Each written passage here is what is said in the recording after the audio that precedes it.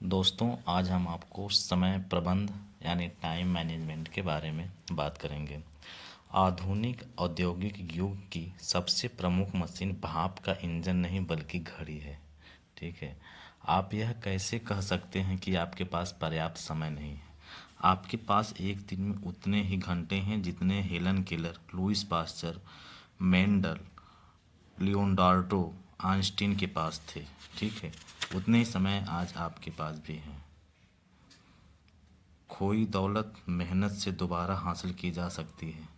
खोया ज्ञान अध्ययन से, खोया स्वास्थ्य शक्ति से, खोया स्वास्थ्य चिकित्सा से, संयम से, लेकिन खोया समय हमेशा हमेशा के लिए चला जाता है। हम बात करते हैं कुछ समय प्रबंध के बारे में।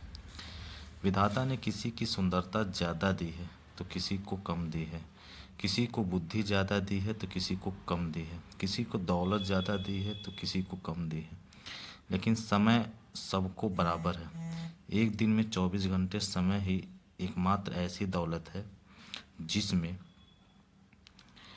आप बैंक में जमा नहीं कर सकते। समय का गुजरना आपके हाथ में नहीं होता, यह तो घड़ी की सुई के साथ लगातार आपके हाथ में फिसलता रहता है। आपके हाथ में तो बस इतना रहता है कि आप इस समय का कैसा उपयोग करते हैं। अगर सदुपयोग करेंगे तो अच्छे परिणाम मिलेंगे, अगर दुरुपयोग करेंगे तो बुरे परिणाम मिलेंगे। ये आपके ऊपर डिपेंड करता है।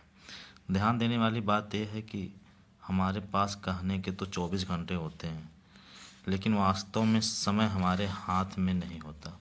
सच तो यह है कि समय के एक बड़े हिस्से पर हमारा कोई नियंत्रण नहीं होता। 8 घंटे नींद से चले जाते पर हमारा कोई नियंत्रण नहीं होता। ठीक। 2 घंटे खाने पीने में, 8 घंटे सोने में। ठीक। और हमारे पास दरअसल 14 घंटे का समय बचता है। दूसरे शब्दों में अगर हम कहें तो सिर्फ केवल 58% का ही समय बचता है। ठीक। जबकि 42% समय हमारे जीवन से बाहर होता है। सुविधा की दृष्टि से मान लें कि 40% समय हमारा नियंत्रण नहीं होता, जबकि 60% समय पर ही हमारा नियंत्रण होता है। इस संदर्भ में सदियों पहले कही गई बात कुछ इस प्रकार है कि विधाता ने मनुष्य की आयु 100 वर्ष तय की थी, जिसमें आधी रात्रि में चली जाती है, बची आधी में भी आधी बाल्यावस्था में और वृद्धावस्था में गुजर जाती है, और बाकी 25 वर्षों में मनुष्य को रोग, वियोग, अनेक दुख झेलने पड़ते हैं और नौकरी चाकरी करनी पड़ती। इसलिए हम यह कह सकते हैं कि जल तरंग के समान चंचल इस जीवन में लेस मात्र सुख भी नहीं है। समय अनमोल है, क्योंकि वास्तव में समय ही संसार की एकमात्र ऐसी चीज़ है जो सीमित है। अगर आप दौलत गंवा देते हैं तो दोबारा कमा सकते हैं, घर गंवा देते हैं तो दोबारा बना सकते हैं, लेकिन अगर आप समय गंवा देते हैं तो आपको वही समय दोबारा नहीं मिल सकता है। जैसे एक सैमुअल इस्माइल्स ने कहा था, खोई दौलत मेहनत से दोबारा हासिल की जा सकती है।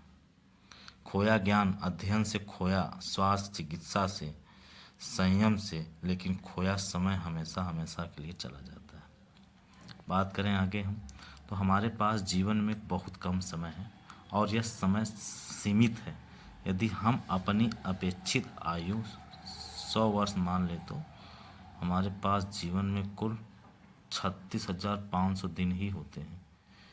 इसी समय हिसाब लगाकर देखें कि 36,500 दिनों में से आपके पास कितने दिन बचे हैं जिनमें आपको अपने जीवन का लक्ष्य प्राप्त करना है।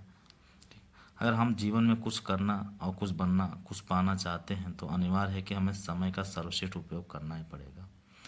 सीख सबसे ज़रूरी होती है ताकि इस धरती पर अपने सीमित समय में हम वह सब हासिल कर सकें जो हम हासिल करना चाहते हैं, चाहे वह दौलत हो या शोहरत हो या सुख या सफलता हो।